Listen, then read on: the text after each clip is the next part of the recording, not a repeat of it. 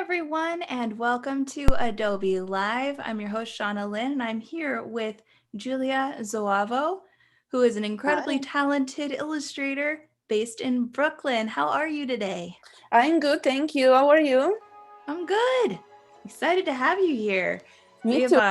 We've already got some hype happening in the chat. We've got Cody, we've got Sam, Robert, Andreas. I'm going to butcher this name. I'm so sorry. Sidisak? Ferry. We've got Paul here. And I see Vanessa. And just so many people are here. Hey, Sean. Hey, everyone. How are you today? Where's everyone tuning in from? No, you're in Brooklyn. Yeah. I'm in the Chicago area. So we've got 2 time zones here. I see Mark is here. Hey, Mark. Mark is tuning in from Bermuda. So yeah. Wow, Bermuda, I love them. Yeah, he's way out in the ocean. And we have Paco tuning in from Colorado. We've got Toronto. Let's see. Yeah, hey everyone. Oh, this is so fun. We have a really, really fun group of people. So Giulia, you want to tell everyone a little bit about yourself while everyone says hi? Sure. So thank you so much everyone for being here. My name is Giulia Zoavo. I'm a freelance illustrator and graphic designer. As Shauna said, I'm based in New York City, but I'm not originally from New York. I am Italian, born and raised, and I moved to the US 4 years ago, and I've been living and working in Brooklyn ever since. So here I am. And I would love to show you maybe some of my works, just so you have a glimpse of what I do. As you can see, I do mostly vector art. I work in Adobe Illustrator most of my time, and I'm a freelance, so I work for several kinds of clients, mostly commercial clients. So I work for advertising agencies and tech companies, graphic design studios. And lately I've been working also for editorial design, especially for kids. It's something that I really like.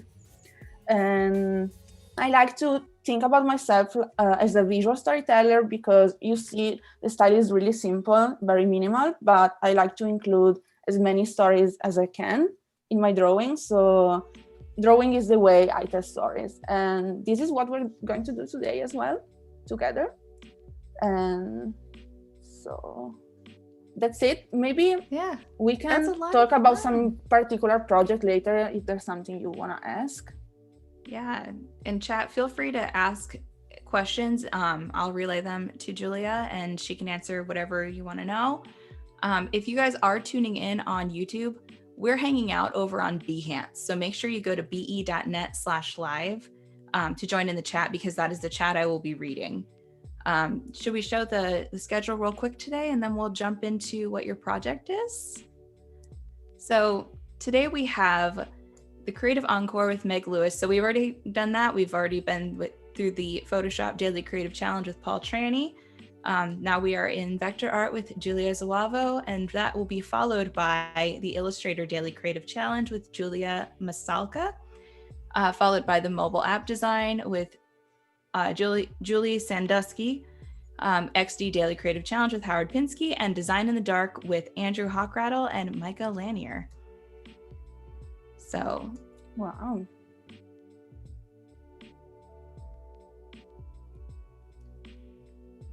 So,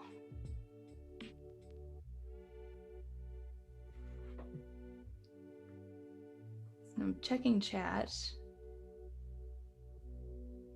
I cannot say this. Geotermaya says lovely illustrations. Thank you. Horst says hi from Germany. Sean says, the Wizard of 1.5 ounces. I love it. So yeah, what are you going to be working on today? So this is what I will be working on. The topic today is the dream house. This year we've been spending a lot of time in our homes, and I think as many of you probably has done, I spent some time renovating a little bit the house, making it a little bit better, like a positive environment and hanging posters, things like that. So I found myself asking, what would I do if I could have whatever I want in my house?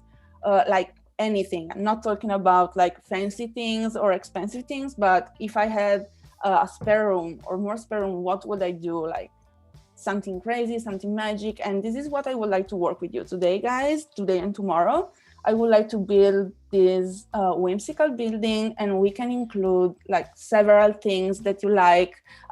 This is just a draft. This is the sketch I did, but we can, of course, change it. We can include some of your suggestions. I would love to incorporate your ideas and hear what you like and what would you like in your home. So these are just some ideas, and I also wanted to show you how my sketches usually are, because what I do is usually I work with pen and paper super quick, and then I go directly to Illustrator because it helps me figure out how the layout is gonna be. So this is what I think I'm gonna draw. This is gonna be a poster. We can think about later what we want to do with this poster. It could be anything. It could be the start of an exhibition, or it can be something in a magazine. It could be whatever. We can think about it together. And yeah, and let's start building the house, and then we can populate it with your suggestion and some of my ideas and see what happens. Love this sketch. It's so fun. My favorite parts are the ice skate rink on the rooftop, because that would also be my dream. And the spooky basement with the little ghost. He's like, ooh. Is this, so when you do your sketches like this, is this what you would send to a client? Yeah, this is the kind of sketches that I send to my clients, so they can already have an idea of what it's gonna be. But I still have many things to do. Like when I finalize, I go with the color palette. I can still change things, but more or less the layout is gonna be this. And I think this is really helpful to have already an idea of what is gonna be like this. Very cool. Anesa wants to know, do you usually do your initial sketch on an iPad, tablet, or on paper? And I know you just said paper, but do you ever use an iPad or a tablet for sketching?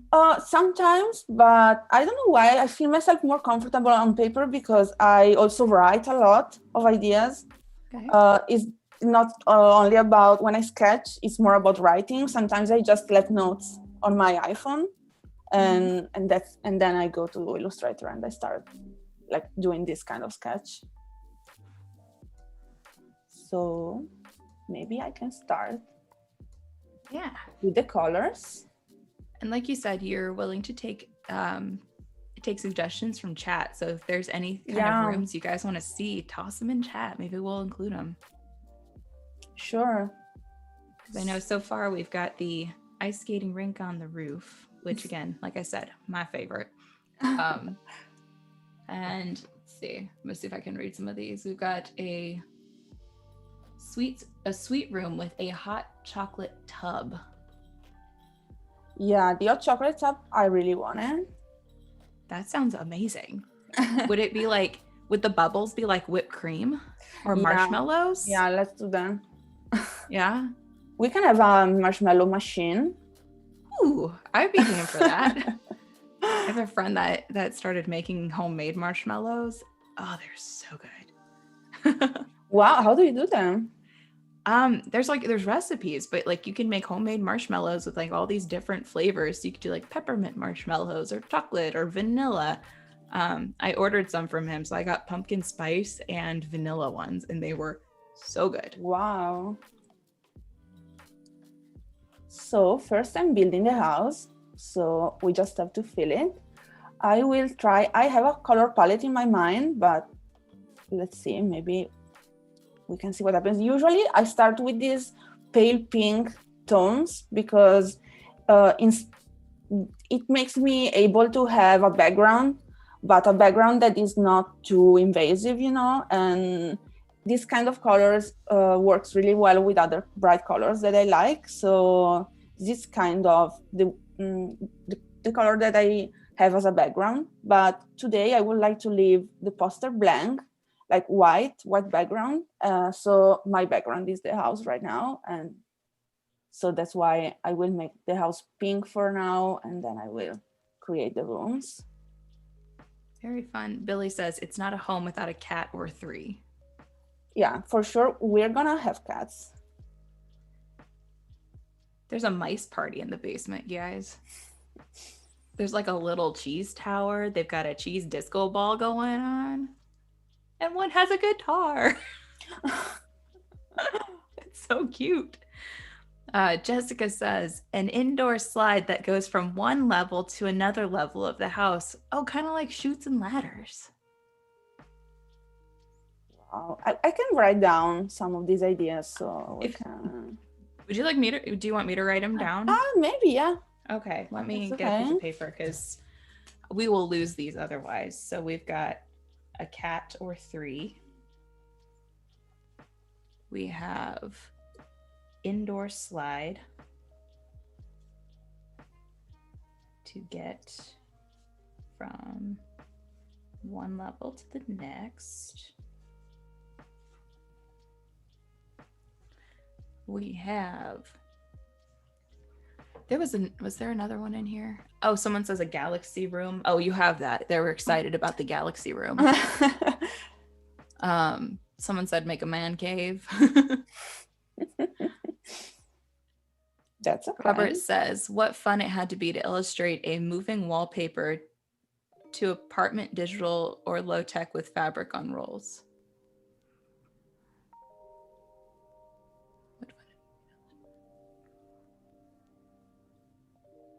I'm not entirely sure what that, I'm trying to, my brain's not working. Someone says, where is the 6-monitor computer station at? I was thinking about a cinema too. Maybe it would be nice. Like a house cinema. Ooh, yeah. With some popcorn machines. Chat, if you guys could have like your dream room, like if you won the lottery, money wasn't an issue, and like space wasn't an issue, like what kind of room would you have?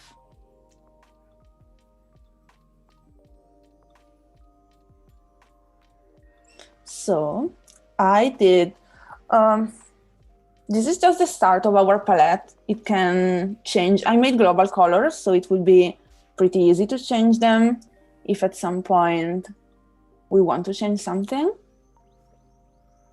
It's really easy because with global colors, if you want to change, you can change all the colors, all the elements that have the same colors.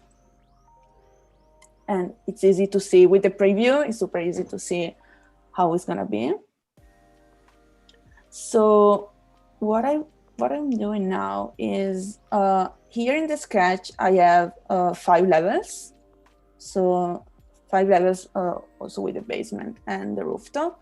So I just want to make sure that everything is at the same distance and all the layers have, all the levels at the same height. So just doing some building here, and then we can start populating the rooms.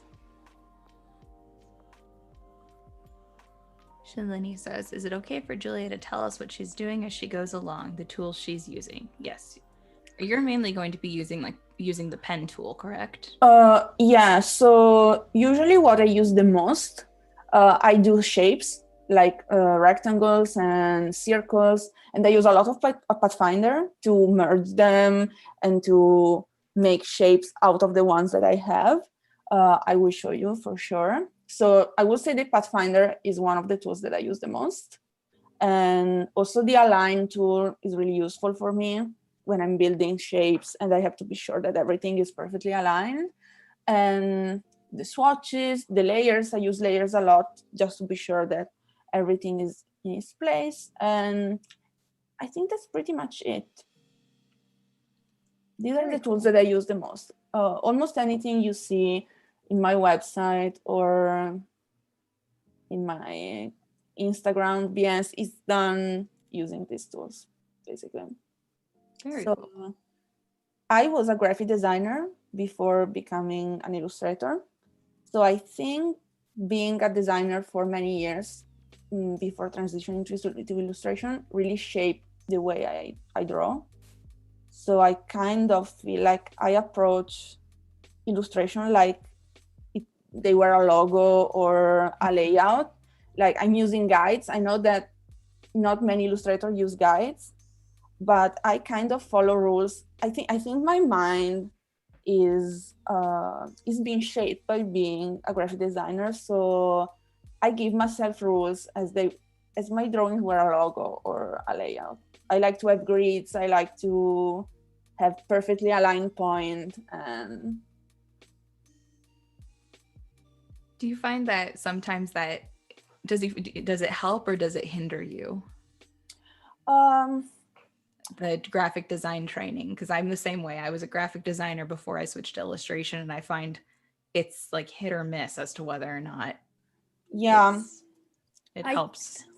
I think on a level it's good because like it helps me being super precise and detail oriented.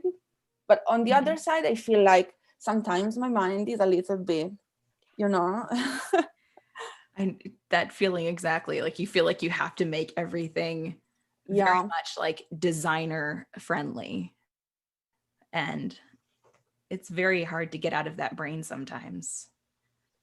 But it looks like it works really well for you as well, because you do have very graphic style work in your vectors. Yeah. No, it's funny because like the approach never changed, even if you change your path or go to illustration. And I always say to everyone that the good thing of illustration is that you don't have rules. You can do whatever you want. But actually, I'm giving myself rules. So the constant battle. I mean, it's okay. Kara says, I feel that I started in design and now mostly do illustration. I think this is a common path, like being in design and then going to illustration.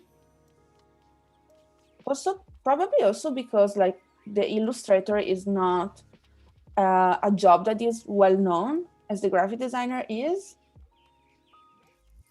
Maybe now more because like there's Instagram, illustrators are more famous and there's just more knowledge of what the illustrator do.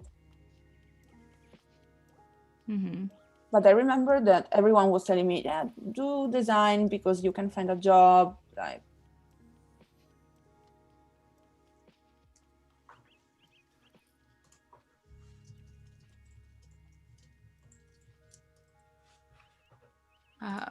so we had a few people say, like, for their dream rooms, someone Elevation Olive says a fish tank with baby sharks in it.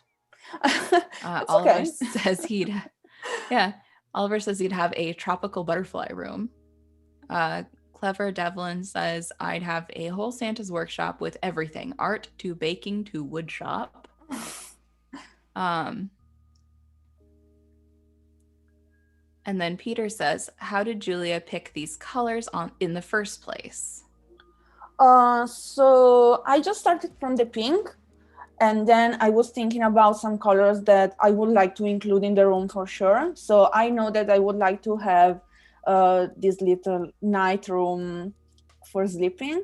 So I was thinking first about some kind of blue, purple, and then I was thinking about other colors that I like that I'm using lately that go well with the purple. And I was thinking about some oranges, some yellows, and I was just making some, a little bit of improvisation with colors, but we can always, yes, I said before, these are global colors. So for example, this, now that I see everything together, I think I would like to make it a little bit more pale,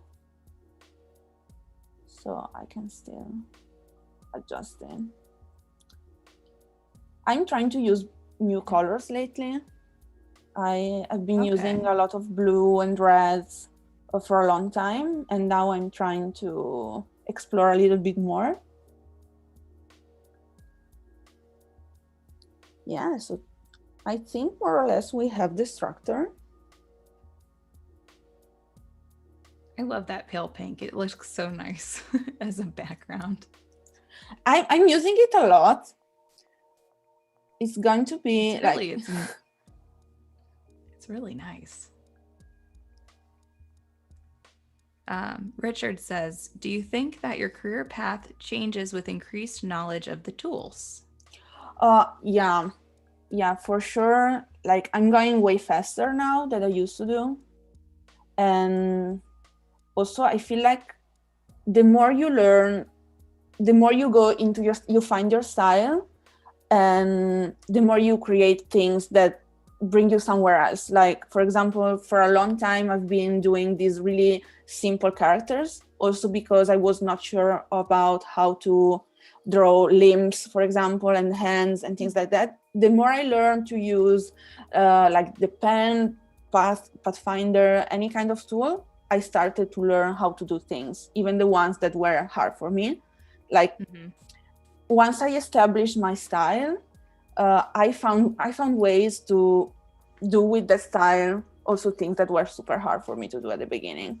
Like hands, now I have a way to make hands that I found like relatively is something pretty new, but the technique is the same. It's all very, very geometric and simple and minimal, but I can show you at some point. Yeah, I'd love to see that. I feel like hands seem to be like the universal Illustrator enemy. Yeah. No one likes to draw hands. Yeah, no. Elevation says, yellow in digital advertisements cause people to stop and read it more. I did not know that, but that sounds like interesting color theory. Yeah, I didn't know that either. There's all kinds of things about like the psychology of color. So I wonder if that kind of falls under that.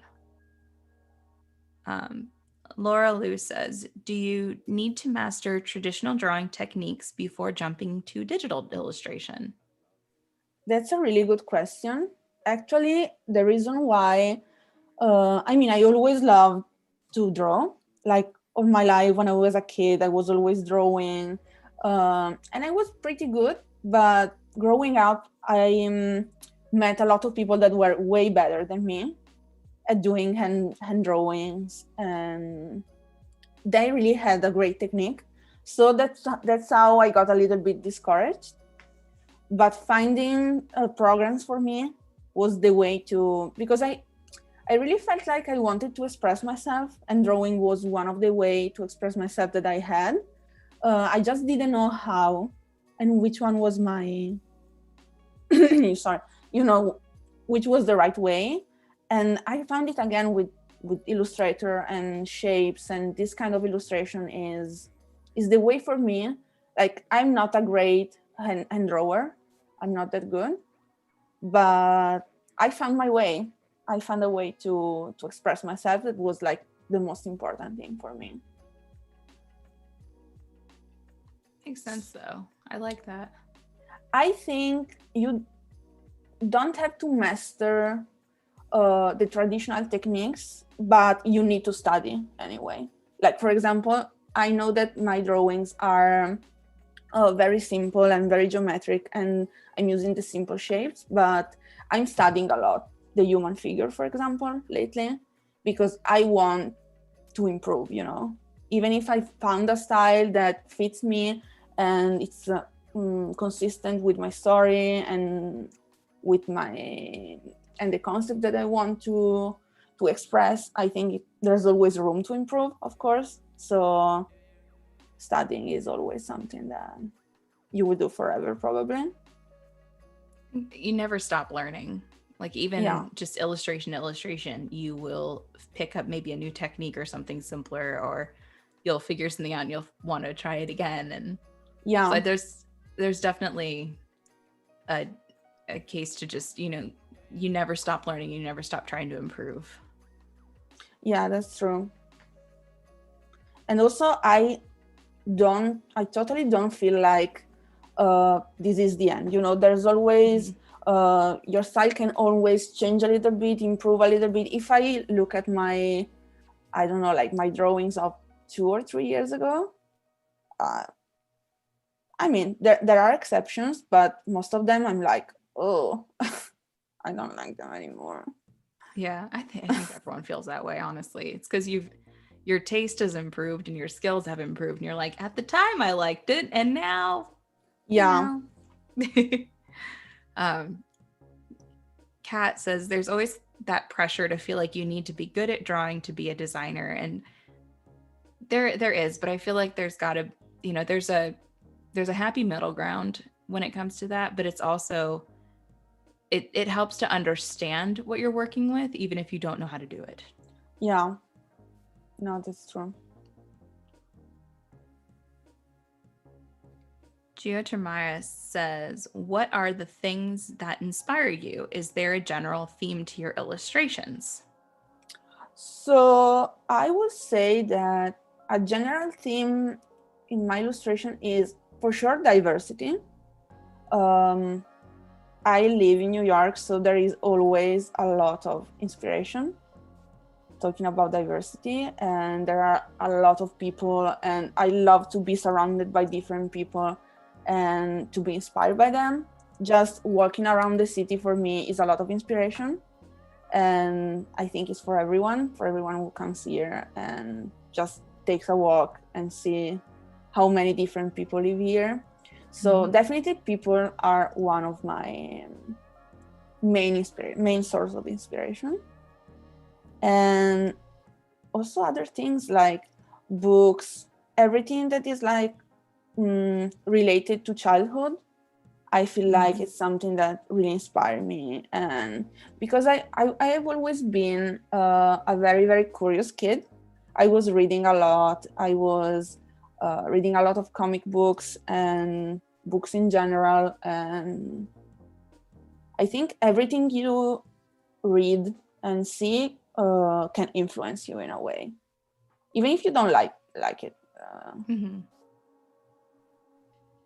So about reading, I'm doing the little reading room. You said you like kids things. Do you collect children's books at all? Yeah, I like them a lot. And I mean, one of my future goals would be to write and illustrate children's books. I could totally see that. Your illustrations would be so fun because they're so colorful. Yeah, I think they're very...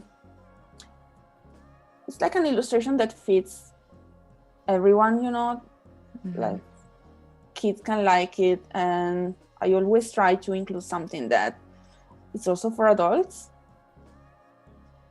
I mean, I don't believe in the difference between things for kids and things for adults. I think that if you draw having in your mind that kids are way more clever than we think, you can... Yeah. Sometimes they are too smart for their own good. Yeah.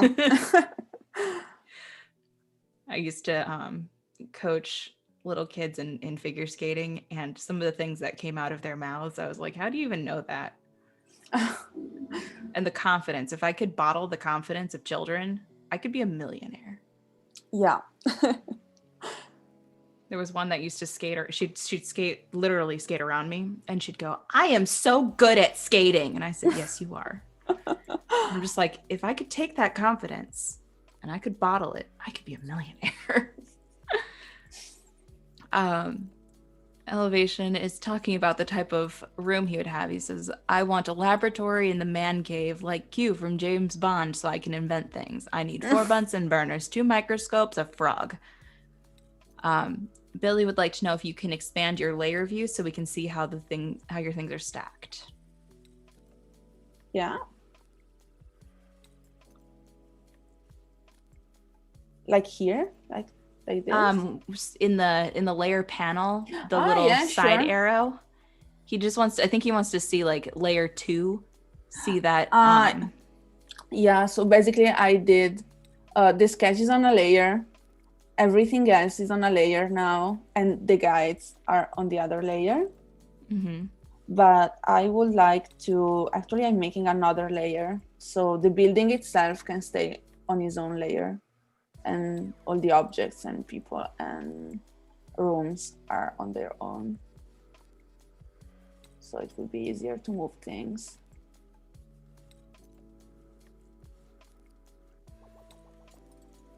And if you guys didn't see that, there's if you make a new layer in Illustrator and you want to move objects to the new layer, you can select them, and then there'll be a little colored icon on the right side.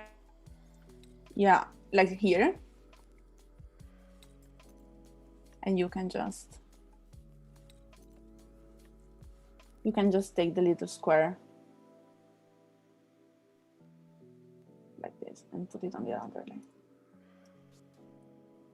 But for now, I will block my building. I will name it building. Perfect. Simple. So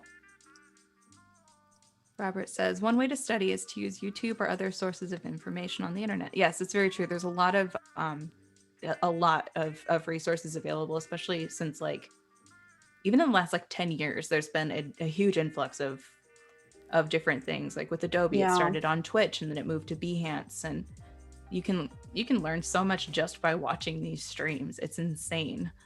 And then there's YouTube, there's Skillshare, there's all kinds of resources out there. Let's see. Yeah, for a while. Oh, sorry. Go ahead. Oh no, go ahead. I was watching some of these like tutorials and live for motion design because I would love to learn to animate a little bit. I'm not patient enough for that. I had to learn motion in school, and I at the time was actually using a really old laptop, so like trying to render it would take an hour and a half, and even like if I moved one thing, it would cause the whole thing to take another hour and a half to render. Yeah. So I realized I didn't have the patience for motion back then. Elevation says Adobe used to be on Twitch. Really? I didn't know that. Yes, way back when. I think I say way back, it was like I think 2015, 2016. But yeah, they used to have an Adobe Twitch channel, and a lot of us started there. It was a lot of fun. And then they switched over to Behance and do their streaming through there, and it's great. And when Adobe Max happened back in October, they did open Behance live streaming to everybody. So if you have an account on Behance, you can live stream. You can live stream directly from your iPad using Adobe Fresco or Adobe Illustrator for iPad. Or you can stream from your computer to Behance as well, and Adobe will now host various channels when they are technically offline.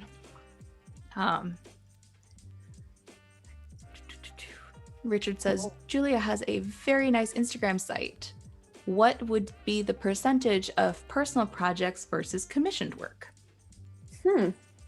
That's a good question. Actually, I do a lot of side projects, and side project is something that I always encourage people to do, because it's thanks to a side project that I was able to move to the US and to collaborate with. Yeah, because back in 2015, probably, me and my boyfriend did a personal project.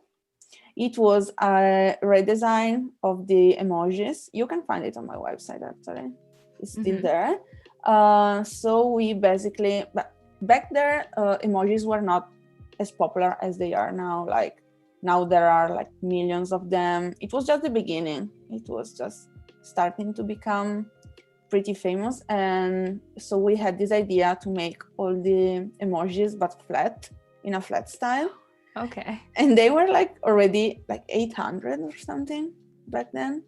Yeah. And Oh, wow. we basically spent nights and nights drawing icons. So what you're And saying is you were ahead of the curve. it was kind of crazy though. But yeah, the project got some attention. We were on some blogs, international blogs, and we got noticed, and we got called by Jessica Walsh Very cool. at Sagmeister and Walsh, and we started working with them on an icon project. So That is so cool. that's how it started. If anyone's, sitting on whether or not they want to do a side project, like do it, because you never know what it could lead to and who could see it. And you're going to get hired for the things that you make. And if your portfolio is like mostly things that you don't like that you made, you're going to still get hired for those. So side projects are a good way to pad your portfolio as well. Yeah, and that's super true what you say. Like, you could never know who is watching and when is watching, because I remember that when she called us, it was already been like probably 1 year that we had released the project. So we weren't even thinking about it anymore. And out of the blue comes this email like, I saw your project, we're doing something similar, so do you want to collaborate, blah, blah, blah. So like, it was totally unexpected, and it came after we were expecting something to come from this project. So that's actually amazing that a year later. Yeah.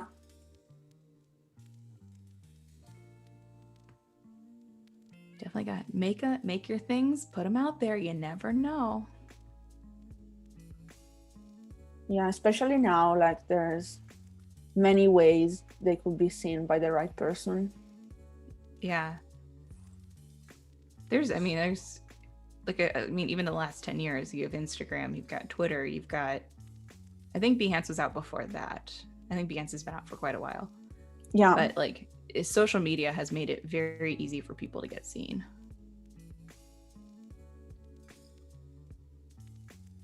They're talking about coffee in chat. Are you a coffee drinker? Yes, I am, but this morning I didn't. I was actually a little bit nervous for for the live, and I said, I'm not taking the coffee because I don't want to be even more nervous. Oh. So when you do drink coffee, do you have like a go-to, or do you just do like straight black coffee? We do the mocha at home. Do you know what a mocha is? I believe so, yes. It's like the Italian little machine to make coffee. Oh, nice. So that's what we have in the morning. I do espresso. That's my... Yeah. Espresso is my go-to. I've had 3 this morning. That's usually my average. Wow. And in the afternoon too? No, not usually. I will sometimes have a late afternoon espresso pick me up, but it's very rare. When I worked at it, at my internship, they had an espresso machine there, and they had Cuban espresso, and it was very delicious. But one of the perks of working there was you could have as much espresso as you wanted. So I drank a lot of espresso when I was an intern in 2011. Wow. And that's what got me like really on the kick. Like I drank it a little bit when I had visited Rome. So yeah. I enjoyed it there because you can get really good. Yeah. I had macchiatos. I had macchiatos every day. And but when I interned, I got turned on to espresso, and it's been like espresso every day since. Coffee's just not strong enough. Yeah. So Cody says, you're doing great, Giulia. Thank you so much. Now I can drink my coffee. Now you can have your coffee tomorrow. I love how quickly this room is coming together. It's so cute. And look at your little person. Yeah, I think I want to try do the person now. So we can do something different because we have some simple books here. I think the goal in this specific poster is it should look nice from a distance because it's a poster, but I also want to include some details, but not too much because it has to be, understandable and fun, Right. even if you see it from a distance. So I think for now, this will be the grade of detail that I'm gonna have. So I think it's time to do our little ice skater. And someone asked earlier what size you're working at, and it looks like you're doing 18 by 24 inches, correct? What does it mean? The size of your document. Yeah. They wanted to know what size your document was, and it looks like 18 by 24. It's an 18 by 24, really good. I was looking at your guidelines, the ruler at the top.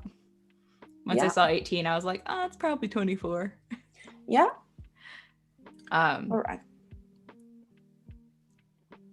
Coffee talk is still happening in chat. I'm gonna put a little scarf on this character because it's cold outside. Cody says, I have such a sensitivity to caffeine. My cup has to be like 99% decaf. Decaf coffee is still really good too, because if you want it just for like the taste, decaf's a good way to go. Yeah, that's what I have in the afternoon usually, because otherwise I can't sleep.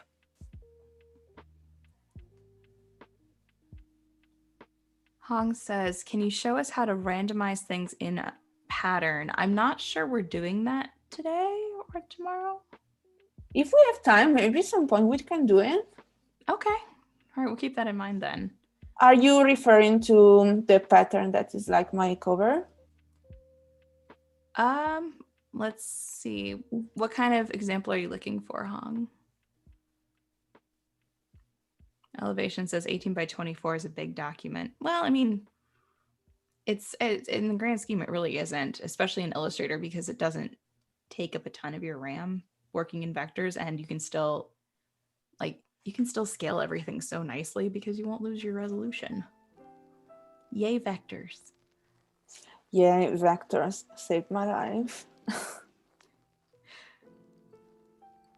I've been messing with Illustrator on the iPad, and I do lettering a lot, so I need to play more with lettering with it, because I think it's a lot more intuitive for me to go from drawing lettering to drawing lettering in the iPad, Illustrator for iPad. Yeah. Have you played with that at all? I have downloaded it, of course. I was waiting for it a lot, and I couldn't wait to try it, but actually I got a little bit caught up by work, so my Christmas holidays will be all about drawing on Illustrator for iPad. Very fun. Do you have any fun traditions for the Christmas holiday that you do? I mean, usually I used to go home in Italy to see my family, but this year it's gonna be probably a little bit hard to go away. So we are probably going in a little house on the mountains and stay there and cook a lot. And that sounds like a nice thing to do. Yeah, it's still a good plan. Oh, the little scarf, the little mittens. I love it. I can put a little Elevation says, yes, do the bun. Yes, perfect. So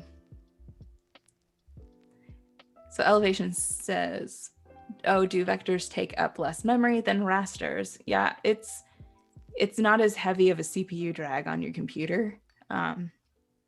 Like if you work in Photoshop, it's all raster, so it's a lot of like constant stuff versus like this. And I don't know the exact reasoning, but for some reason, like vectors are a lot friendlier to your computer. Richard says, gotta go. Thank you so much for the stream. I will look to see how it finishes up in the replay. Have a great day. Thank you. I believe we will be continuing this tomorrow, so come back and join us. Same time, same place. And if you guys are over on YouTube currently watching this, I'm reading the chat over on Behance, so make sure you join us over on be.net/live. And that way, if you have any questions for Giulia, you can ask them and I can relay them to her. Amanda wants to know if you ever add texture to your illustrations. Yeah, sometimes I do. Sometimes I get some, grain and textures. Yes, it happens sometimes. Some of my clients really like it. So, especially if they feel that the illustration is a bit too simple and they want to add a little bit of, like dimension. Yeah. So sometimes they ask me to. It's something that I like to do, actually. I just love watching the process of this. This is so fun. It's weird to me because it's like, this is the only way I know to make things. So I love watching when other people work because it's like, oh, wow, they do this like that. Yeah. I learned clipping masks just by watching like Adobe Twitch. And from then on, I have never not used clipping masks in my work. But it was like such an eye-opening thing. I was like, I don't remember, I never learned this in school. And the programs have changed a lot. Like when did you graduate? It was 10 years ago. Okay. That's so 2010. That was me too. I think we're like at the same age. Yeah. But like, so just in like from what we learned in school to now, how crazy it is, how much has changed in these programs. Yeah. No, that's totally true.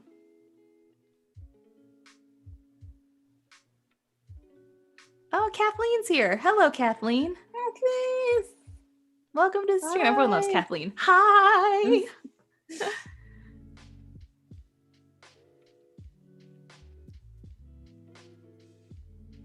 Someone says, looks like there's an arm longer than the other.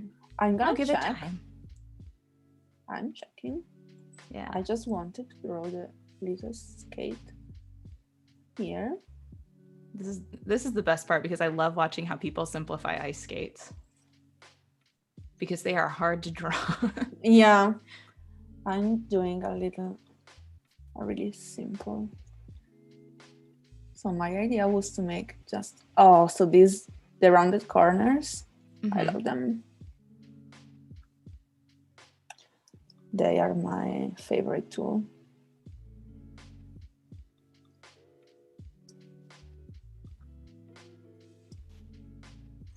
So yeah, I'm not adding too much detail because as we said before, this is supposed to be a poster. And so what I'm doing, I'm duplicating the leg so it can be a little boot instead of a shoes. Yeah. So something like this. You nailed it. Or maybe just a little bit less. Yeah, fun. So I figure skate, so I have ice skates, and technically the front of the toe pick connects to the boot, but that will make it look too curved the way you're illustrating it. So like that works really well.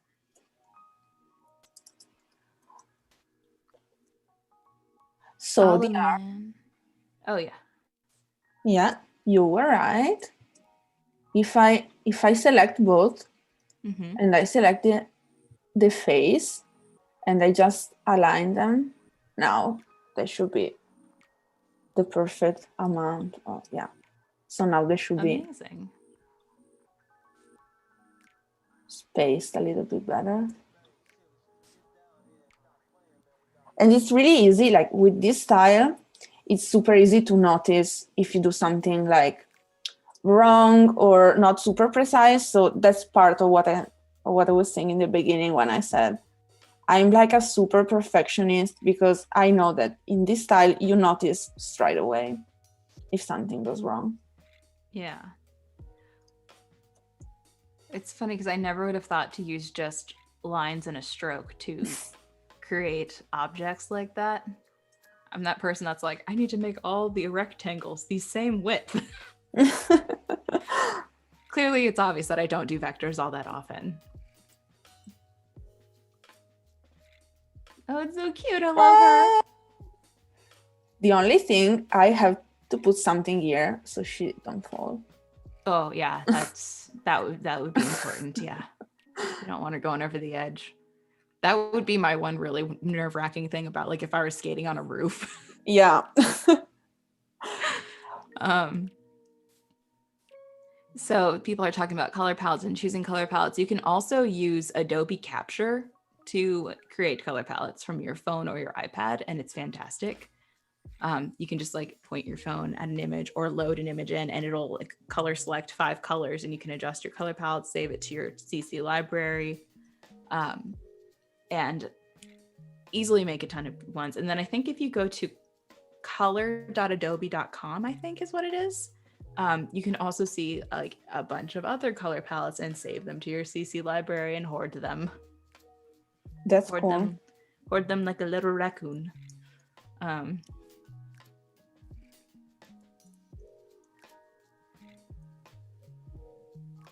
So yeah, the color palettes are fun. It's really fun when you get like a really nice one that you enjoy working with, or you figure out one that you like. Like I know Cody has a set of colors that she uses in all her illustrations, and she just sort of mixes those up, and that's her go-to. And do you find like with yours, do you tend to like reuse the same colors over and over, or does it change depending on your mood? Sometimes I use the same, but then I get a little bit bored, and I know that this style is already pretty consistent, so I want to change at least the color combination. I want to try new things. So, but my go-to is I like to watch like fashion magazines, and I don't know, like house architecture magazines. Those have a really great like color for inspiration. But pretty much anything you see, like nice flowers, anything can be a cool inspiration for color palette. But color palettes are hard to nail. Is like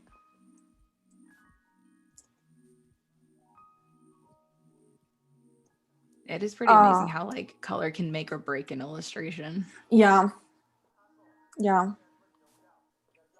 Especially with a simple illustration. Like what I like to do is to use limited colors. This is something that it's also part of my background in graphic design. Like when you do a branding, you use like a few colors, not too many. Maybe some of them have shades. You have some a little bit darker, some a little bit lighter. But I think limited colors but nice combination is the perfect. Is the magic trick. My sun is blocked.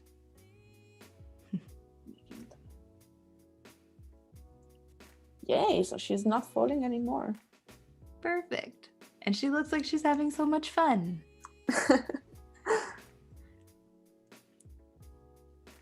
And I was thinking about, should we add some little bird here maybe? Oh, that would be cute. We could. Amanda says, what color will you be using in the background? I think you mentioned early on you're going to be keeping the background white. I was thinking about keeping the background white because there are already so many colors and the focus is the building and the room. So I think it would be a cool idea to keep the back white. And I kind of like having white backgrounds. I think they are like minimal and clean. They make everything pretty neat. But we can make some tests after and see what happens. I think it also depends on how the illustration turns out to be, like if it's crowded or not crowded, and which color we use. Very nice. We've had a few people just join us. So if you're just joining us, I'm here with Giulia Zoavo, and she's making an amazing vector illustration of a dream home. And each room has its own little theme. So far we have done the ice skater on a rooftop and is that a movie streaming room or a book reading room? Book reading room, yeah. Yeah. Secret library. And we're taking suggestions for other rooms. I have a little paper that I'm keeping track of suggestions for other rooms in case we want to switch them up.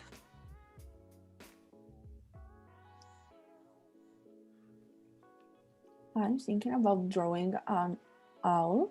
Oh, an owl?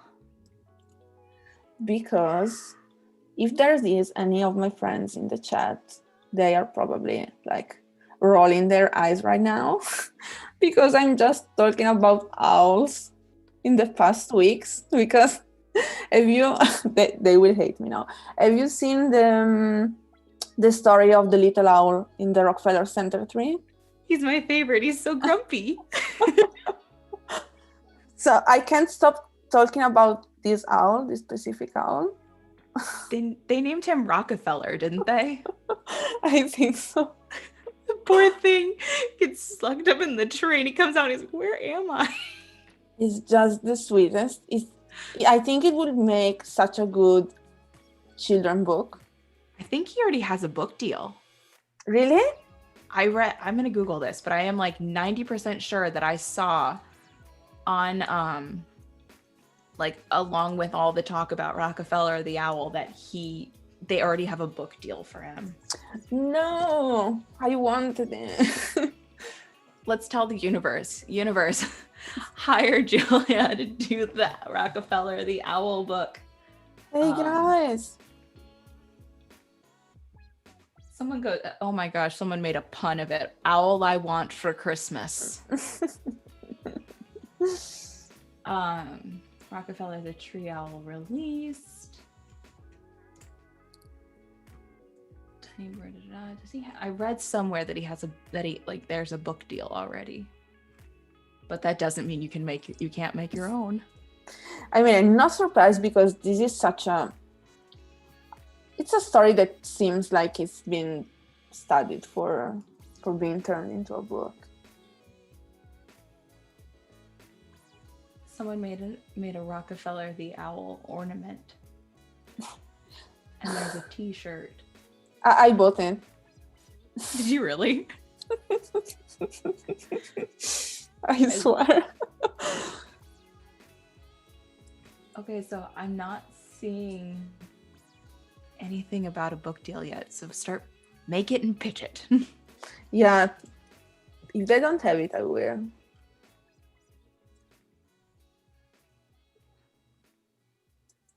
But for now, we have our own little owl.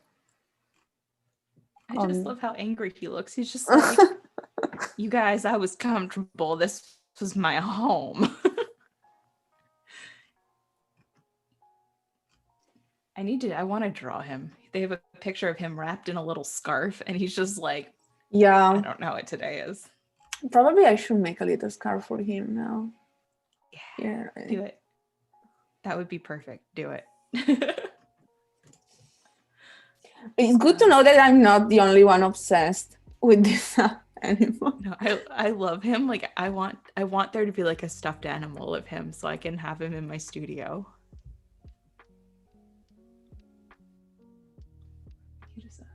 Yeah, I'm not finding. I read somewhere, I think on Twitter, that he had a book deal, but I'm not seeing it anywhere. So we're gonna run with it that there's not one yet. I mean, I'm sure I'm not the only one that thought about it because it's like. Oh, I'm sure. But there's also like, I mean, you look at like Grumpy Cat, and Grumpy Cat had their own franchise. Yeah. So, the next. Amanda says a room with a fireplace / cozy room. And Ariana agrees. She says, oh yes, a fireplace. Cody says same. I love owls. Jeremiah says owls are adorable, especially Hedwig. And Jesse says cute little burb. And Elevation says, what's the name of this owl? This one doesn't have a name yet. Ooh, we should. If you have any name for an owl, yeah. Chat, think of a name for the owl. Maybe we'll name them in honor of you.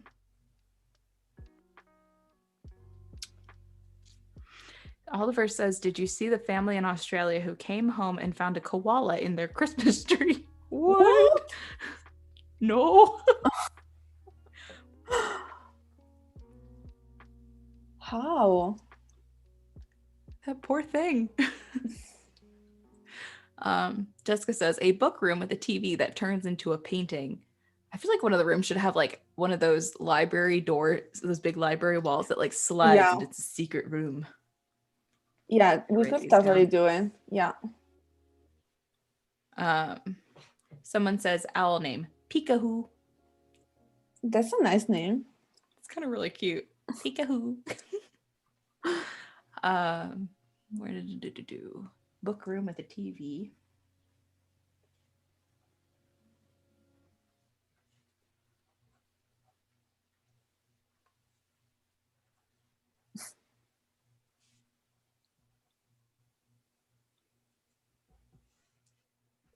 And I said secret bookcase.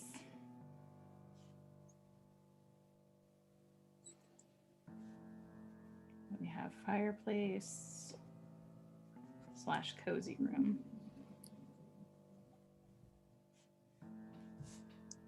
So this is supposed to be the magic forest, at least in the sketch. Oh, I like that. That's so cute. Okay, so we have Peekahoo, we have Kevin, we have Meeps. I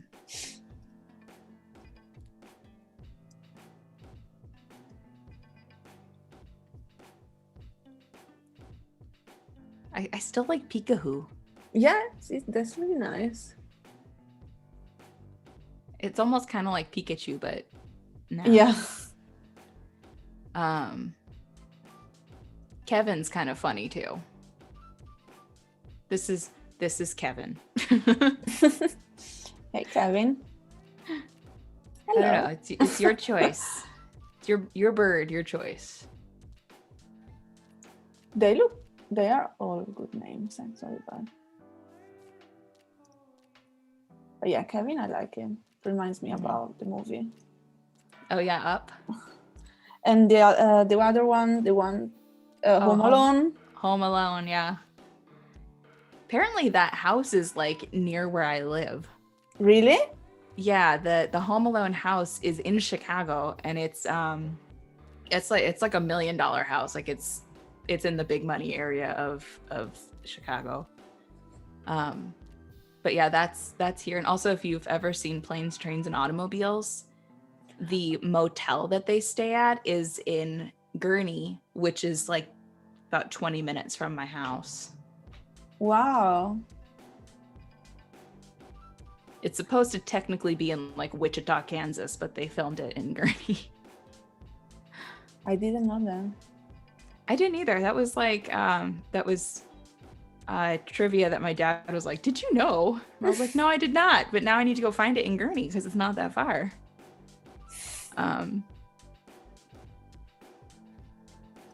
Jessica goes, I choose you, Peekahoo. It's kind of a magic owl, so it almost feels like he should have like a hat, like a beanie. Yeah, let's do it. So, but he says, love Planes, Trains, and Automobiles. Yes. Do you watch it on Thanksgiving, or do you just watch it whenever? Because I definitely watched it on Thanksgiving.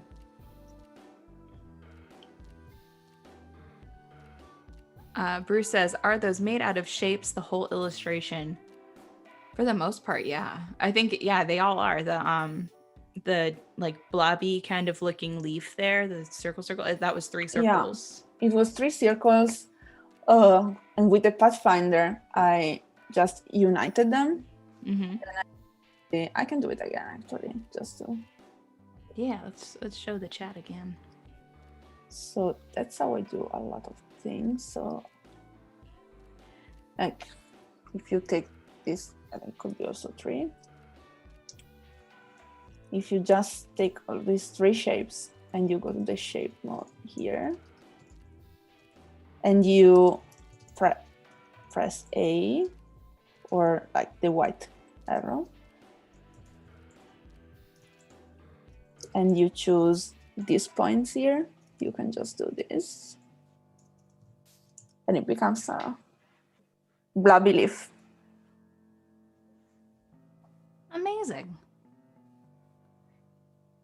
Quick and easy. It's weird because there are a lot of shapes that look like super complicated, but if you look them like, and you're really trying to put everything apart, they are actually made by super simple shapes, and they are just, I don't know, 3 circles or... Yeah.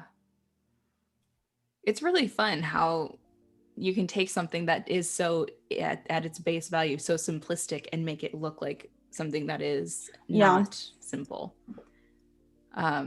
Paco says blobby leaf for the win. The chat's like, this is so cool.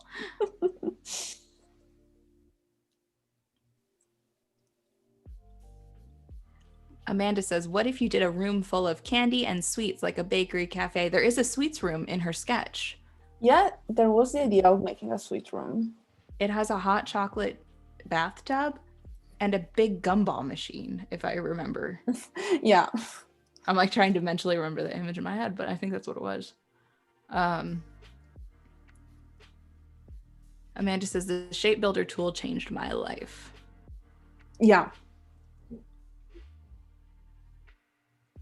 I mean, the fun thing is that there is not just one way to make things with shapes in Illustrator. Mm-hmm. The same thing can be done like in 2 or 3 ways, maybe. It's just what you like more, or it's easier and faster for you. It's such a cute flower. Giant flower for our magic. Like, have you ever? It reminds me of sunflowers. Have you seen how big sunflowers can get? Yeah. Yeah, they're crazy. Yeah, there's a sunflower farm near us that like when they like harvest them, I guess you can buy the center with all the sunflower seeds, and some of them are like bigger than my head. Wow.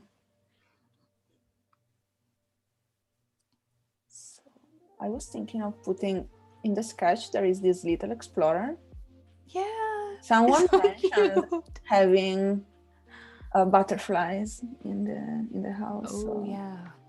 That would be so cute.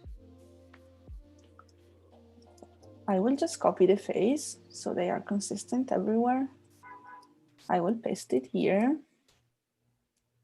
Make him a little explorer hat.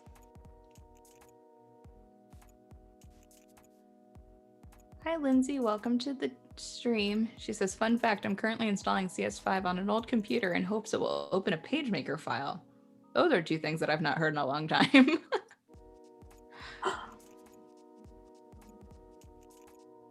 Yeah, if anyone is just joining the stream, I'm here with Giulia Zoavo, and she's making some incredible illustrations. It's going to be a giant dream house, but like an adult dream house of everything that you wish you could have in every room.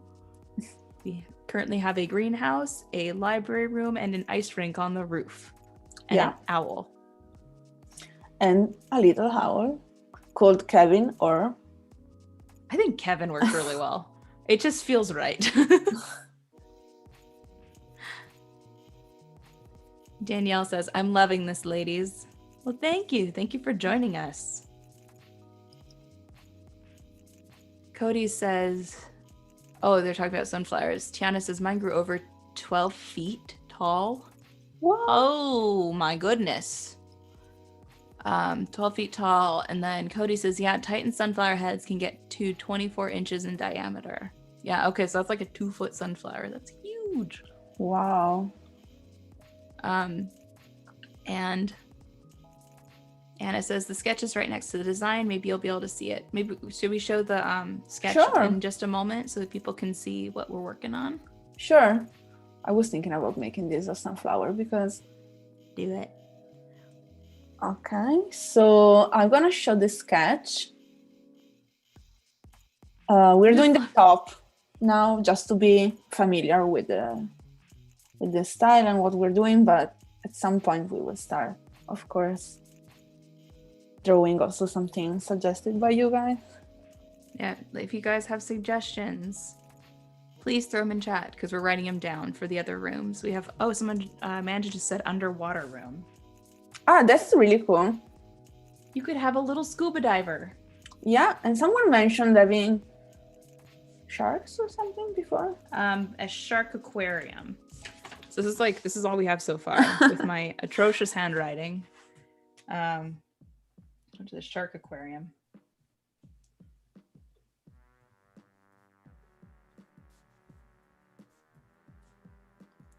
The underwater room. I really like it. Underwater room could be really cute.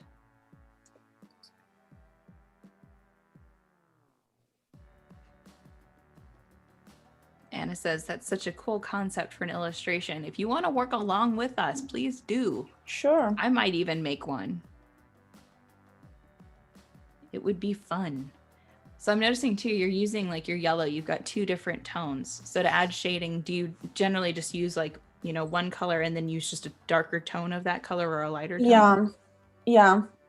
I think it's nice to have like 2 tones that are really similar, but differs a little bit just to give a little bit of movement and a little bit of variety, but without adding more and more colors and being always having this limited palette we've been talking about. That is a principle that I always follow. I do like that, this like indigo and this purple that are sitting right next to each other. They work really well. I love how purple works really well with orange, like warm tones. I never would have thought to put purple with orange, and I'm inspired. I've done pink with orange. Pink with orange is one of my favorite combos. Ah, yeah.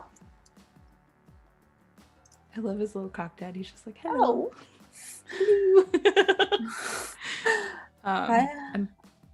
Amanda says jellyfish. Okay, so I'm going to add that to the list. Mm-hmm. Yeah, the jellyfish can be in the underwater room. There are so many different kinds of jellyfish too. Like, do we want like one of those behemoth, like gargantuan jellyfish with like the really long tentacles? Or do we want one of those like little beep? Maybe the cute ones. Brian says, could you or would you include a cinema/theater room? You actually mentioned that earlier in the stream that you'd want to do a little theater room. Yeah. And then Danielle B says, I like the idea of a botanical room with a swing in it and a waterfall. You know what would be really cute is the bathroom. Because I saw there was like a waterfall in one of the sketches. Yeah. You could do like, it could be like a rainforest room. Yeah, that's nice. Maya says, it's been so long since I've done an illustration. Cody's stream earlier and now this stream are really inspiring. I'm happy to hear.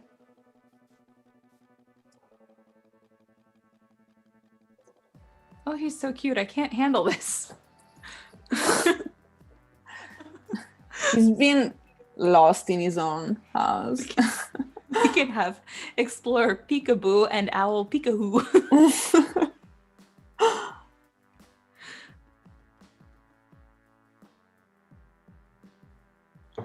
So I made a little mask, so these things are... Should we add some sparkles? I will never say no to sparkles. What about you, chat? So this is how I do sparkles. There's actually this amazing tool that is the star tool. And if you do 4 points, you already have a sparkle. It's already done. And then, of course, I use the rounded corner tool just because I can't stay 1 minute without using it. It's part of your process. Oh my gosh, mind blown. Cody says sparkles are fantastic. Mm-hmm. And confetti. That's what she just said. Sparkles are fantastic and confetti. Yeah. I feel like if we do the mouse room at the bottom with the cheese and the disco ball, like there's got to be confetti. Yeah.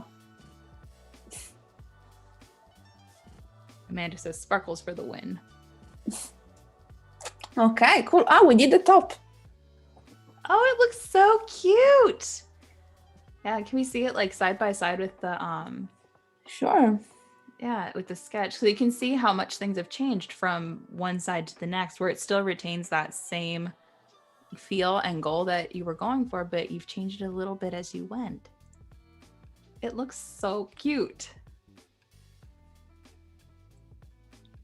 Oh, actually the butterfly. I forgot the butterfly. Oh. And Hong just said, I want a butterfly. So we gotta.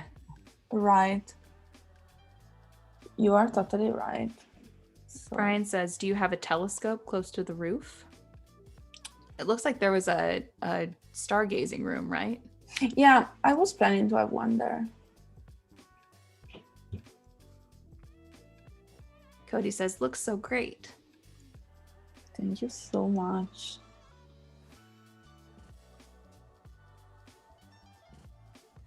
Anessa says, are you doing everything on the same layer?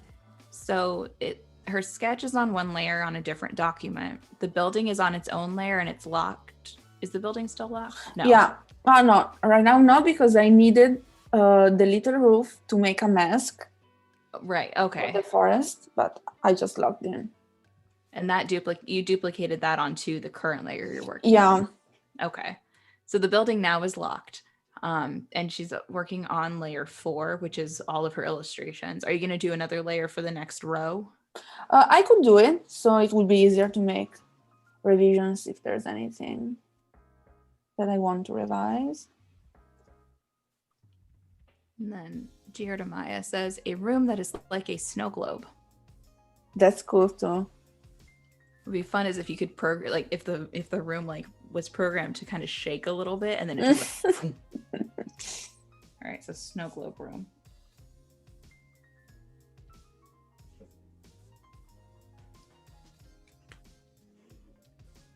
And then we have a telescope for stargazing.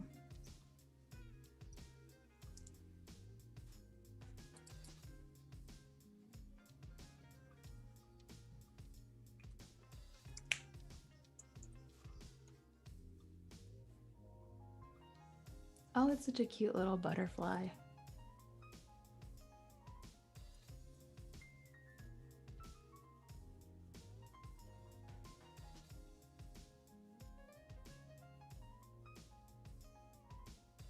This guy is on an adventure. It would be actually super cool to have one room like this in the house. In New York, aren't there people that do have greenhouses on their roofs? Yeah. But many of the rooms are not, the roofs are not accessible. Like in our house, we can not go upstairs. So it's like it's privately owned. It's like you can go there. You're not allowed to. So. Okay. Anna says, does Giulia use her own imagination as reference for the illustrations, or does she rely on images beforehand? I mean, these ones are things that I remember pretty well. Like, for example, the person I draw people like pretty often, so it's kind of already programmed in my mind. And books, I did a pretty easy shapes, and plans, like I was kind of improvising like shapes like this. But for some things, I will definitely need to see images. What I do usually is I look at pictures and I try to simplify them. Okay. And Billy wants to know, when you start the next layer, can you expand it so you can see the objects? So he wants to see all the like, nested stuff. yeah. Yeah, sure. Do you want to see how many objects are like? Oh, wow. Yeah, that's a lot of them. Usually when I put textures on the objects, I do this. I expand the layer, so I have all the shapes, and I put them in Photoshop. I export the file as a Photoshop file, and then I put texture on in Photoshop. And sometimes I have 200 layers. Or oh, wow. And if anyone's joining over on YouTube, we're over at be.net/live. Make sure you join us over on Behance, because that's the chat I'm currently reading. So if you have questions for Giulia and you're putting them in YouTube, I will never see them. So come on and join us over on Behance. It's where the cool kids are hanging out. And we're doing fun things over here. We can do the night room, so we can also have the telescope. Ooh. Yeah, let's do that. It could be this dark room, and maybe the other blue room could be the aquarium. Actually, the aquarium could also be here, like in the ground, and we can have the mice coming a little bit up. We can do that. Do you want to take a vote in chat and see which one they want to see first? Sure. So chat, do you want to see the night room or the mouse room first? So it'll be either the basement or the top level. We could also have the mice like on the ground floor, and use this dark purple in the basement for the aquarium. Yeah, that would work. I can start doing this and then we go. Yeah, let's start. And we still have about 30 minutes to go. Okay. Before we have to start winding down for today. And we will be back tomorrow. My brain got ahead of my words. We will be back tomorrow at the same time, same place, and to continue this illustration. Right now it looks like, some barbecue room is not on the options. Someone said, Amanda says, what if the mice were the scuba divers? Night room seems to be winning, so let's do the night room. And suddenly there's a moon. Yeah. Inside?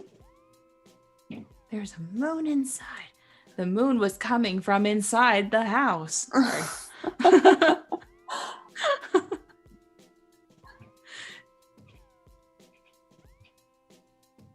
So in my sketch, there is a bed, but I was actually thinking that it could be a tent. It could be a what? I'm sorry. A tent instead of a bed, maybe. I think a tent would work really well. So I was thinking, so this is what I do when I want to look for some pictures really quick. I have my library, Adobe Stock tab, and I can tent.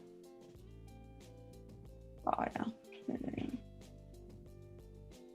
So yeah, maybe we can do a little orange tent on this layer. So it's like really sleeping under the stars.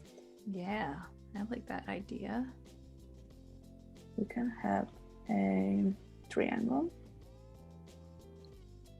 And Adobe Stock is great because if for any reason you have to use stock photos in your work, you can license those images that you want to use directly from your from whatever program you're working in.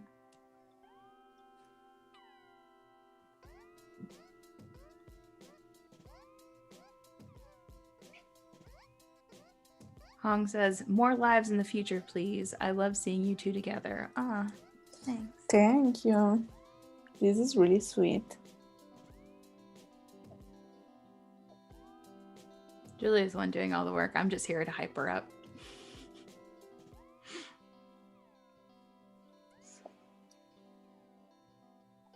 I was thinking maybe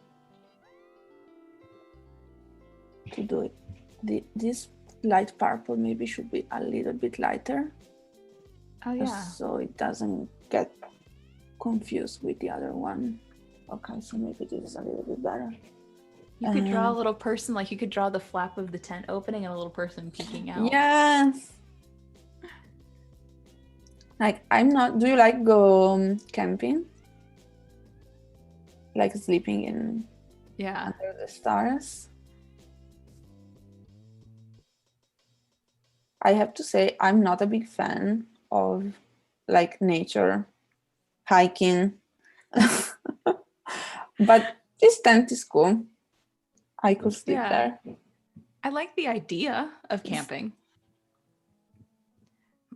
My sister is like, I have a younger sister and she's very much an outdoorsy person and I am very much not. And my dad, my sister and I go to northern Wisconsin to go fishing.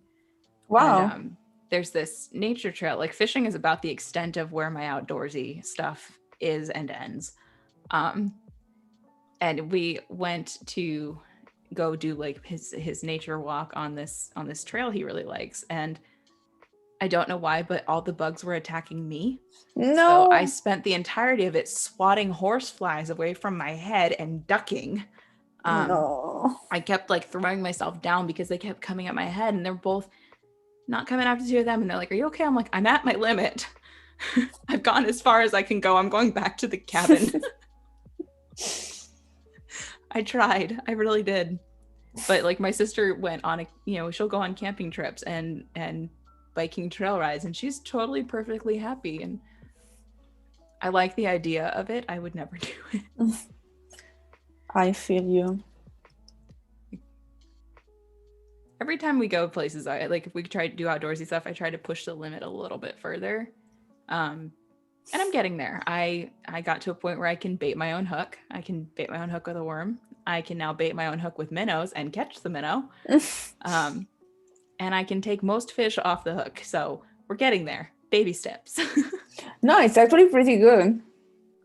Like they are giant steps for me. So good job. Yeah, I can like bass. I can grab and hold a bass, no problem, because those aren't hard to do. They're just they fight. But like anything that has teeth. I have a fishing glove to grab them by the gills with because otherwise I can't do it. Amanda says, I love camping. And Mizakayasi? Tell me if I'm probably saying that wrong so badly. But they said, I just joined and I already love the color palette. I can't camp. I'm afraid of things crawling up me. Yes.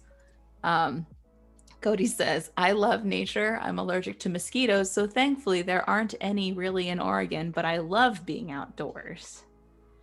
And Paco says, fun fact, mosquitoes are attracted to certain people because of their blood type and sweat. Oh, well, that's why I get so bitten. And my sister does not.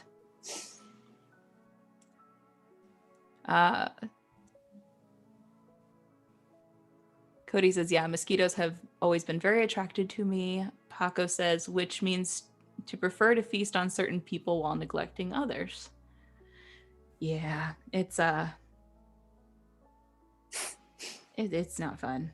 We had, when we were fishing over the summer, the sun didn't set till like almost 9:30 p.m. So we're out on the water till 9, and we're bringing the boat into the dock, and I mean it is just you turn the flashlight on and it literally is, you can't really see through the bugs. There are so many mosquitoes. Oh, it was awful.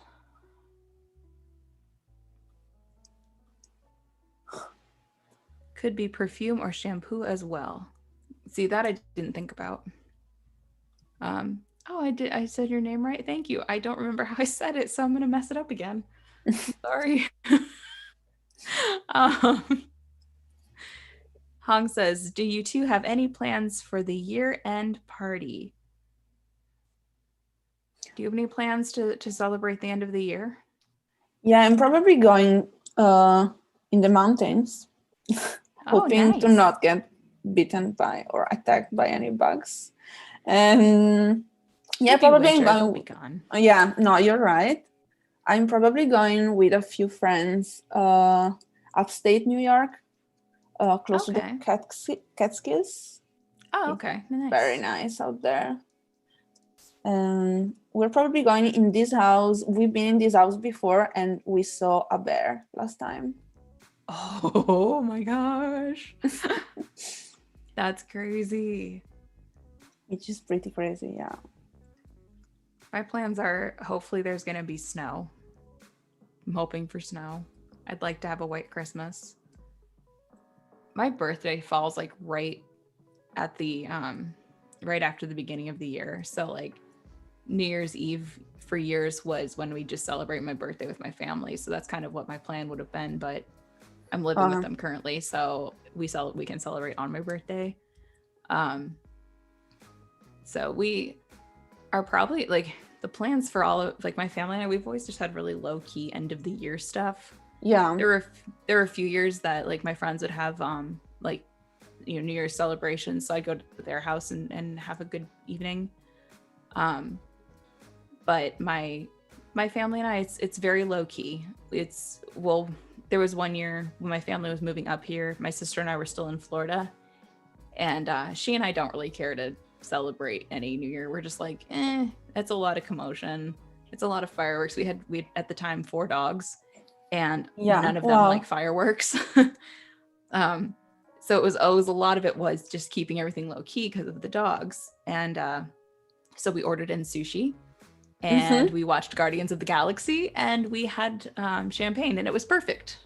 It's perfect, actually. Yeah, so we're all very much about like low key New Year's. Like we say, "Yay, Happy New Year! Let's watch movies." Yeah, and that's it. I'm hoping to like maybe go skate on an outdoor rink somewhere. Our next door neighbor's putting his rink out, so if it's cold enough, I may go over and like drop off baked goods and say, "Can I skate on your rink?" And then. Anna wants to know, is there going to be an Adobe Live Christmas special? And Cody says, Adobe Live will stop streaming on December 18th through the new year to give employees time off to spend Christmas with families. So make sure you can pop onto Behance and see if anyone's streaming, because Adobe Live won't technically be live, but there will be many other creators on the platform that may be streaming, and I would highly recommend tuning in to see who is live. Robert says, we got snow last week, but it is already gone. We had a flurry. It like kind of stuck, but it was gone by the afternoon.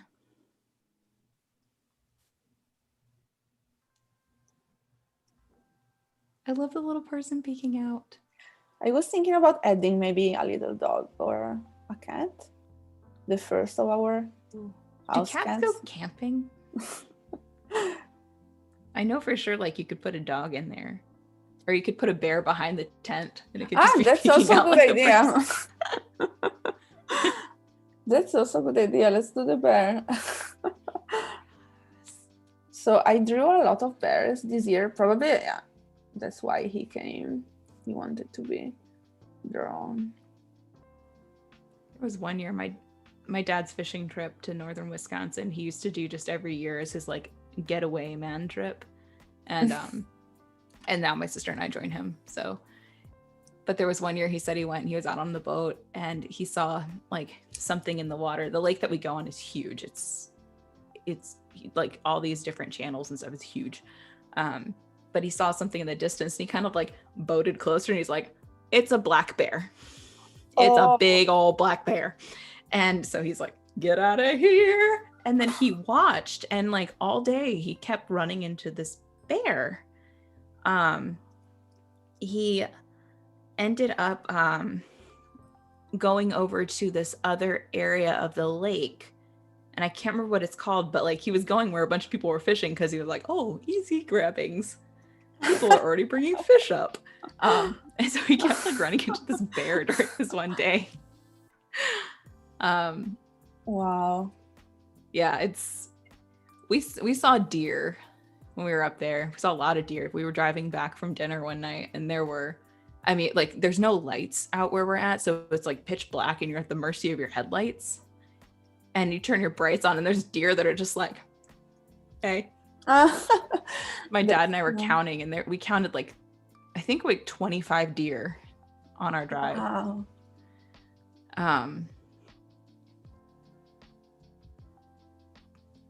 Prince says, I'm making these along with watching you guys. Yay! Share them with us on Twitter. We'd love to see them. Or Instagram or whatever. Like, share them on your social media of choice. We'd love to see it.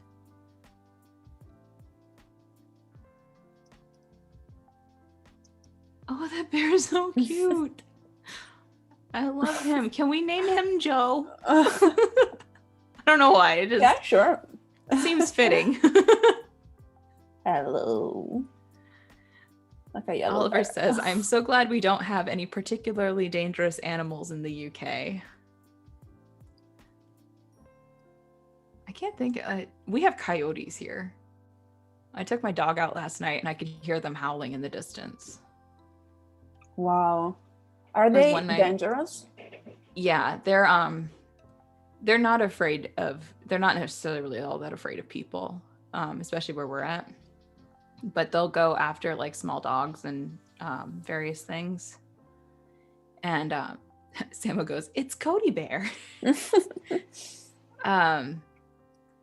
But like there was one point last year, we were all upstairs in the living room and you could hear all of a sudden, yip, yip, yip, yip, yip, yip, ow. And it was this like chorus of coyotes that were literally in our backyard. Wow. And they're just like, oh, we're not, sorry dogs, you gotta hold it for the rest of the night. We're not going outside. Like I go out back and I have a flashlight with me at night because like I'll have to take my dog out sometimes in the middle of the night. He'll wake up and he's just like, I gotta go to the bathroom. I take a flashlight out because the porch light does not extend all that far.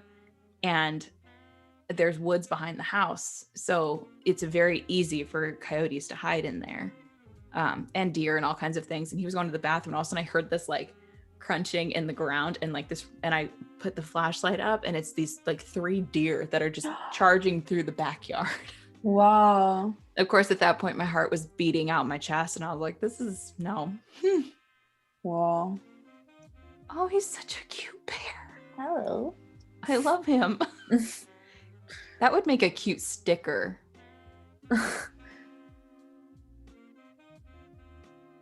He's coming from. Prince says, I never realized that creating them in Illustrator can be so easy. Yeah, I mean, and there's, to a degree, a lot of it is time and practice and getting used to it, but it is when you break everything down into the simplest forms. Yeah. It's accessible. Oh my God, he's so cute. Hello.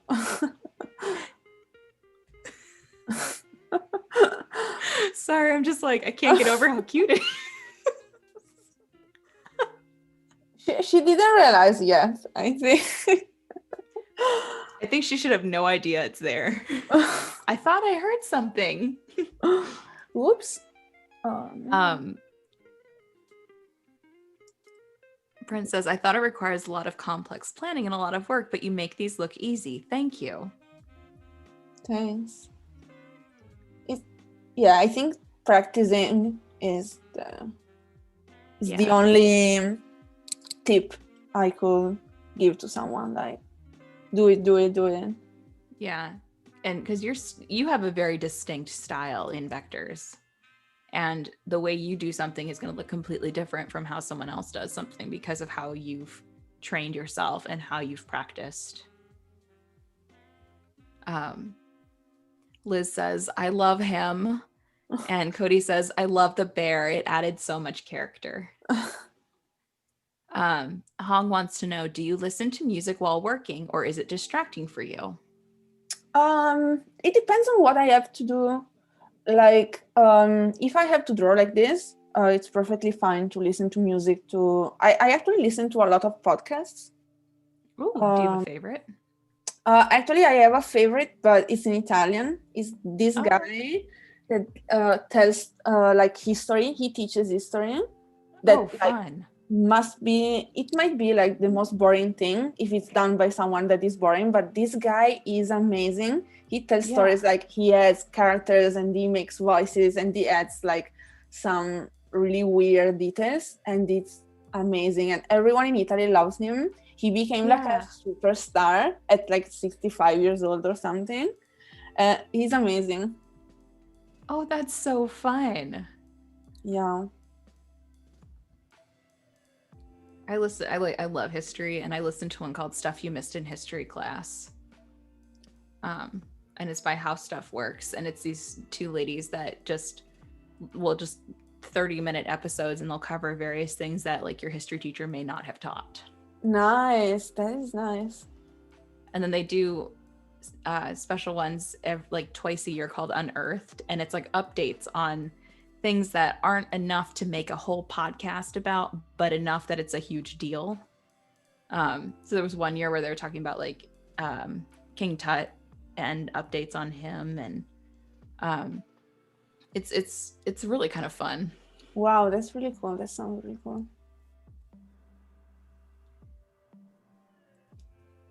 Danielle B says, I have no idea how to even begin, but I'm loving this. I'm more of a traditional artist.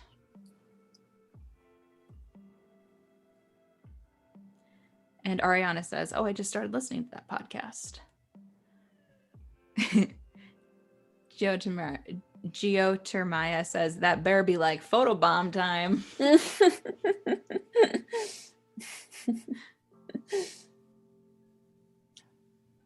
Oh my gosh, this is the cutest thing ever. So I was thinking to adding some patterns here. Yeah. I think it's nice like to use some of these spaces to have like outer things like windows and bricks, and like if we're seeing something, we're seeing like through the walls, and something is like from the outside. Yeah. So it's also not too much crowded, because I don't want it to be too crowded. Maybe I can make one last thing. We still have, so we're on the 11 and we have to sign off at 25. So we've got about like 10 minutes left before we have to start winding down. Maybe I can start doing the cup for the hot chocolate tub. Okay. And tomorrow we will populate these 3 floors with Perfect. some of the suggestions and some of the other things that were in the original sketch. Maybe I can put the tub. I love that idea. So guys, if you have any questions before we sign off for today, now's the time to throw them in chat. Prince says, I want to know how to start to create such a fabulous piece, like some tips to start practicing illustration stuff. So for me, what worked for me, not necessarily what will work for everyone, but for me it was more like doing small things, like this icon project I was telling you about.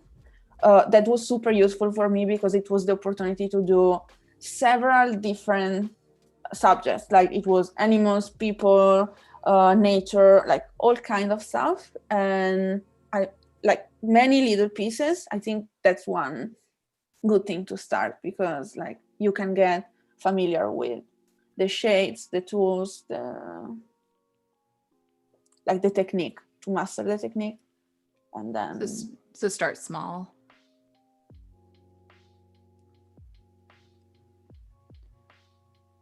And Anika wants to know, how did you come up with this idea?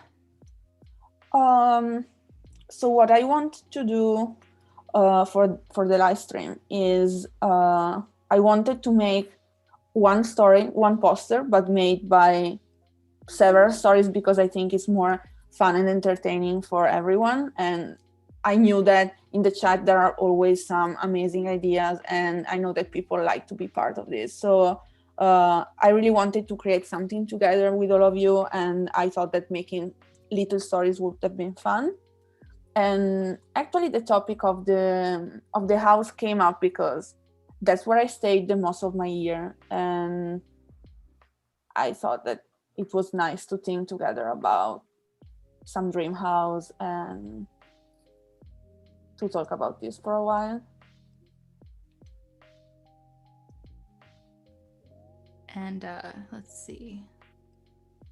Geotermaya says, how do you build a consistent color palette in which the colors work perfectly together? I think it's more like a step thing. If you start with one color and then another color, and then you try another color that fits well with all the other colors. I think you pretty much are halfway or maybe more through the process. Also, that is sorry. I would say you could use like the Adobe Color application too, to like Adobe Capture to work on finding color palettes, because it's like the more you do it, the more comfortable you'll get with it. Yeah. And then Danielle B would like to know, all the questions are coming in now. How did you find your art style, and how long have you been with Adobe? I've been using all the Adobe programs from school. So that's how I learned to use the programs. Like in school, we were doing Illustrator, Photoshop, and InDesign. But I knew right away that Illustrator was my favorite. Since I saw my teacher doing some drawings, I was like, wow, I want to do that. And about the style, I mean, I think it's great that every personal style comes from your background. Like my background is in graphic design. I was specialized, especially in branding. So I think that drawing a logo is not that far from what I'm doing right now. Like this illustration style is not far from drawing a logo or icons. And drawing icons and logos was my favorite thing in design. Also because when you do a logo, there's always a concept. And what I like the most is putting a concept in my illustration. So I think the process is pretty much the same. And this is how I arrived. I landed doing this particular style. I also think this style is a little bit in my DNA. I think I always kind of been drawing with shapes and things like that. And I was playing a lot with Lego bricks when I was young. Okay. And I was using them to draw as well, not only for building buildings, but also to design characters and animals and things like that. And that was my first, that's when I first knew that you can take some little pieces, little squares, and put them together and they are drawing, like kids games. And that's so fun. I could totally see too this whole illustration when it's done as a poster. I could see this in a kid's room. Yeah. Billy asked, did you use Pathfinder or Shape Builder so far, or is everything just stacked up? Right now I use Pathfinder more.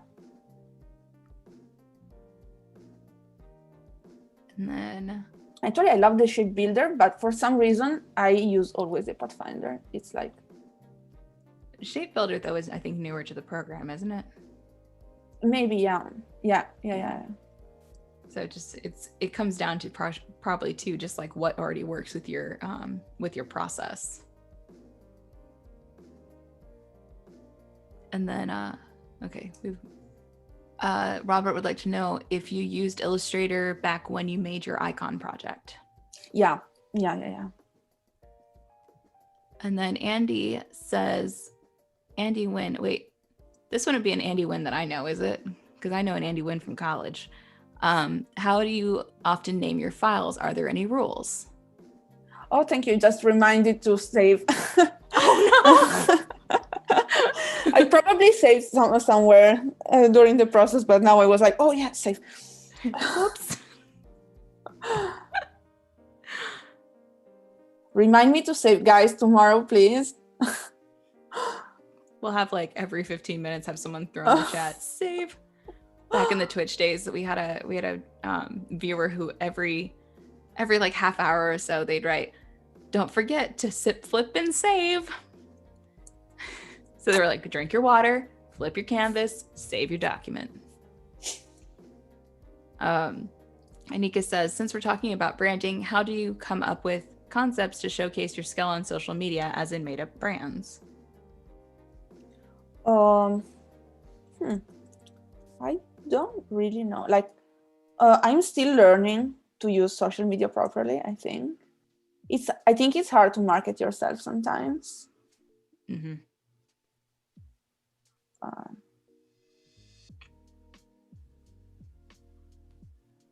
I think if you have a consistent style, and you just put one project after the other, it's already there.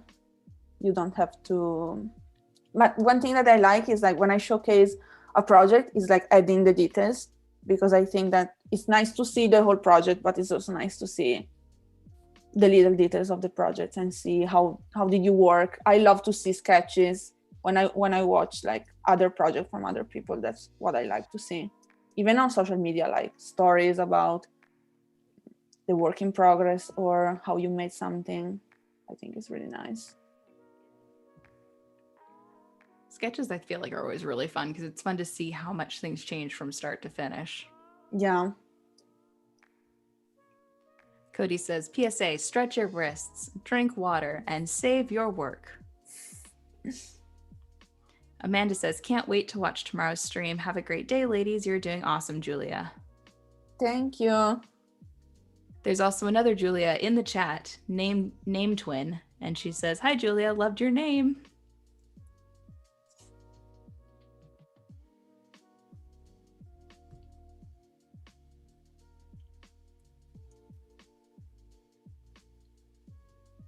Robert says, best to use autosave. I feel like autosave has definitely gotten better in recent years. Because I've had my whole computer crash on me before, and thankfully I only end up losing like 10 minutes of work. Yeah.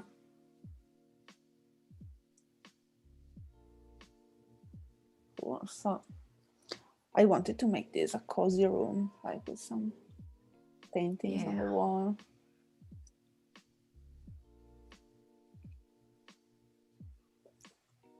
But yeah, we can totally. Tomorrow we have a lot of things to do. Mm-hmm. A lot of rooms to fill. This is so cute, though. Oh, Anika says, oh no, I meant for ideas for fictitious brands. So you're talking about like how do you come up with ideas to make these projects where you're like, I want to make a coffee brand. I want to make illustrations for a fake coffee brand. How do you come up with like naming that sort of thing? Well, that's a good question. But I think that if you work for something that you like, it is easier to find names and to work on them, actually, like on the whole project. To find the names, I don't know, if there's a concept behind the project, it's totally easier to find a name for it, I think. Tomorrow I can show you some projects that I did that I think have a name that already shows you, before you open the project, you already knows what's it about, because like the name is already there.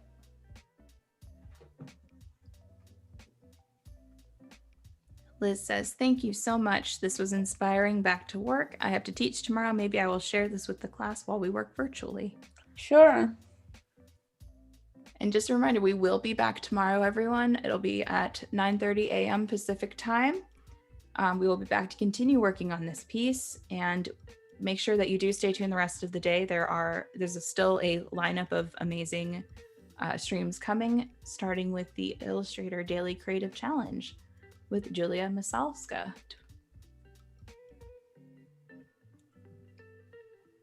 So we've got about like 2 minutes to go. So if you have any words of wisdom or anything you want to say to anyone before we wrap up. It was super fun. I can't wait to do it again tomorrow and to finish this and to see what happens. If you have any ideas, I'm super happy to work together on this like we did on the bear. And we have a list. Tomorrow we will go through the list and definitely fill the rooms with more fun. Yeah, we have a lot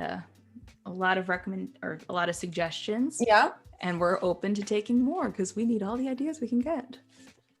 But I really want the goose. I want the ghost spooky basement to stay because I love that. He's just hey. The ghosty thing.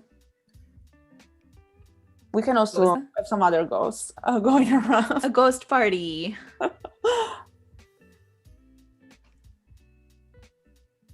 See, Anika says, oh, that would be great. Thanks, guys. This was very helpful. Golden Rose says, everyone have a great rest of the day. Looking forward to tomorrow. Thank you. Thank you very much. Okay, so guys, thank you so much everyone for joining us today. Today was a lot of fun. We learned a lot from Giulia, and I think I had a ton of fun watching your process, and I'm sure I can speak for the chat that they did as well. Thank you. Thank you so much. I hope you had fun. I had a lot of fun. It was great staying with you, and it's been great. It's been great. I can't wait for tomorrow. We're going to have a ton of fun. So again, guys, make sure you stay tuned. There is more programming coming up. We've got the Illustrator Daily Creative Challenge coming up next. So just stay tuned, stay in your seats. It'll automatically reload on Behance. And come back tomorrow, 9:30.